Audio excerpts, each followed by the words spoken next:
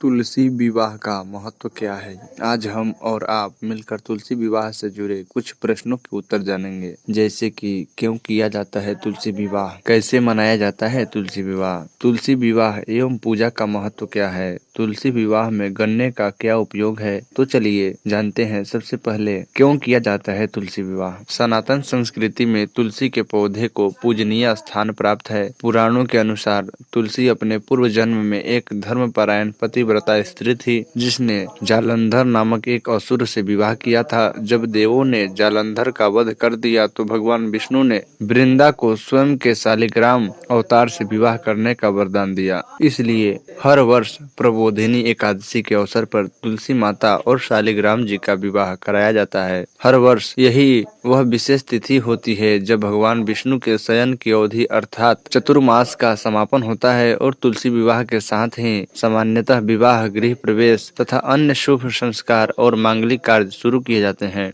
कैसे मनाया जाता है तुलसी विवाह। देवोत्थान या प्रबोधिनी एकादशी के नाम से जानी जाने वाली एकादशी तिथि पर तुलसी शालिग्राम विवाह करवाया जाता है। इस दिन प्रदोष काल में यह विवाह और पूजन करना शुभ से शुभ माना जाता है। इस दिन अपने घर के आंगन में 3 या 4 गन्ने की मदद से एक मंडप सजाए। इसमें 2 चौकी स्थापित करके एक पर वधू अर्थात तुलसी का पौधा और दूसरे पर शालिग्राम जी का बैठाएं। अब विधि पूर्वक पूजा करके इनका विवाह संपन्न करवाए। तुलसी कई स्थानों पर तुलसी विवाह का दिन देव दिवाली के नाम से भी मनाया जाता है, क्योंकि इस दिन विष्णु देव अपनी गहन निद्रा से जागते हैं और संसार में हर शुभ कार्य को गति मिलती है। तुलसी विवाह एवं पूजा का महत्व। जब वृंदा ने दुखी होकर स्वयं को सती कर लिया, तब उसकी भस्म से एक पौधा उत्पन्न हुआ। यही पौधा तुलसी के नाम से जाना जाता है। वृंदा भगवान विष्णु की अनन्य भक्त थी, इसलिए वृंदा अर्थात तुलसी भगवान विष्णु को अति प्रिय है और शालिग्राम जी का भगवान विष्णु का ही पार्षद स्वरूप है। सनातन धर्म में मान्यता है कि घर के आंगन में तुलसी का पौधा अवश्य लगाना चाहिए। साथ ही एक गोल चिकने पत्थर को शालिग्राम के रूप में तुलसी के गमले में रखा जाता है। तुलसी विवाह के दिन पहले तुलसी और शालिग्राम जी की पूजा की जाती है, उसके बाद इनका गंधर्व विवाह करवाया जाता है। जिन लोगों के भाग्य में कन्यादान का पुण्य फल प्राप्त करना नहीं लिखा होता है, उन्हें तुलसी विवाह अवश्य करवाना चाहिए, क्योंकि ऐसी मान्यता है कि तुलसी विवाह का अनुष्ठान करने से कन्यादान के समान ही पुण्य फल अर्जित होता है।